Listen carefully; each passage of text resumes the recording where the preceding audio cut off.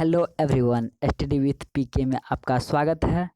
आज हम child pedagogy के दो महत्वपूर्ण टॉपिक एनसीएफ 2005 और आरटीई 2009 के बारे में अध्ययन करेंगे। एनसीएफ यानी नेशनल करिकुलम फ्रेमवर्क, राष्ट्रीय पाठचर्या की रूपरेखा। इसके हिसाब से यह क्यों तैयार किया गया था? तो यह इसलिए तैयार किया गया था कि बच्चे को पाठ्यक्रम के रूप में क्या पढ़ाया जाना चाहिए। इसे आपको जानकारी के लिए बता दें कि पाठ्यक्रम वह होता है जो विद्यालय के अंतर्गत यानी विद्यालय के अंदर और विद्यालय के बाहर जितना भी एक्टिविटी होता है सब पाठ्यक्रम के अंतर्गत ही आता है। एनसीएफ 2005 यह एनसीईआरटी के द्वारा बनाया गया था ताकि शिक्षा में गुणवत्ता आ सके। एनसीईआरटी का full form national council of education research and training होता है। एनसीईआरटी की स्थापना 1 सितंबर 1961 को हुआ था।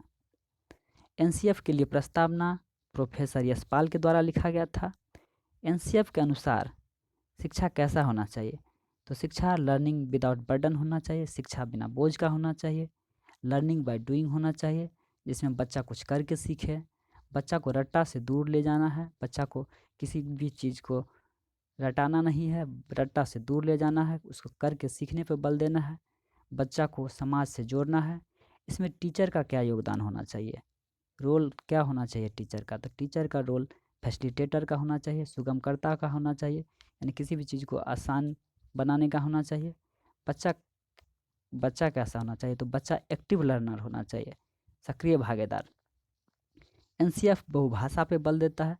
तो इस प्रकार से यह कुछ महत्वपूर्ण पॉइंट था एनसीएफ के बारे में। फिर से एक बार देख लेते हैं। यह क्या कहता है? यह कहता है लर्निंग विदाउट बर्डन होना चाहिए, यानी शिक्षा बिना बोझ का, लर्निंग बाय डूइंग होना चाहिए, बच्चा करके सीखे, रट्टा से दूर ले जाना है बच्चे को समाज से जोड़ना है, टीचर का काम क्या होगा? फैसिलिटेटर का होगा, बच्चा एक्टिव लर्नर होना चाहिए और यह वो भाषा पे बल देता है। इसके बाद हम देखते हैं आरटीई यानी Right to Education Act. Right to Education Act यह 2009 में आया था, लेकिन यह लागू हुआ था 1 अप्रैल 2010 को। ये क्वेश्चन कई बार विभिन्न एग्जामों में आ चुका है कि आरटीई 2009 कब लागू हुआ था। तो 1 अप्रैल 2010 को ये सीटेट में भी आया हुआ है, तो इसको आप ध्यान रखेंगे कि आरटीई 2009 जो आया था यह 1 अप्रैल 2010 को लागू हुआ था। 86वां संविधान संशोधन जो कि 2002 में हुआ था, इसके तहत भारतीय संविधान में अनुच्छेद 21 के ए जोड़ा गया। अनुच्छेद 21 का ए कहता है कि 6 से 14 वर्ष के सभी बच्चों को निःशुल्क एवं अनिवार्य शिक्षा का अधिकार है। भारतीय संविधान के भाग 3 में है यह।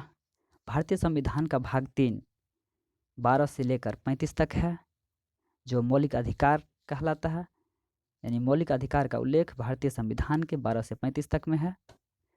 वैसे जानकारी के लिए बता दें कि भारतीय संविधान में कुल 22 भाग है। यह मौलिक अधिकार भारतीय संविधान के भाग 3 में है। तो 6 से 14 वर्ष के लिए बच्चे का निःशुल्क शिक्षा यह अनुच्छेद 21 के कम है, इसको याद रखेंगे, यह बहुत ही इम्पोर्टेंट है। यह सामान्य बच्चों के लिए है। यदि बच्चा डिफरेंटली एबल्ड होता है यानी दिव्यांग होता है तो उसके लिए यह एज का दायरा बढ़ा दिया गया है, 6 से 18 वर्ष कर दिया गया है। तो पर्सन विथ डिसेबिलिटी के लिए यह एज 6 से 18 वर्ष के लिए है और सामान्य बच्चा के लिए यह एज 6 से 14 वर्ष के लिए है। शिक्षा समवर्ती सूची का विषय है। तो इस प्रकार से एनसीएफ और आरटी दोनों खत्म होता है। आरटी का एक बार और देख लेते हैं, एनसीएफ को हम 2 बार देख चुके हैं पहले ही।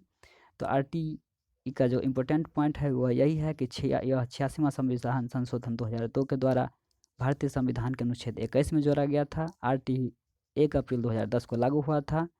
भारतीय संविधान के यह भाग 3 में है। भारतीय संविधान के भाग 3 को मौलिक अधिकार कहा जाता है। इसका वर्णन भाग 3 में है मौलिक अधिकार का। इसके अंतर्गत अनुच्छेद 12 से लेकर 35 तक है। पर्सन विथ डिसेबिलिटी यानी दिव्यांग के लिए 6 से 18 वर्ष का एज के लिए निःशुल्क शिक्षा है। शिक्षा जो है वह समवर्ती सूची का विषय है।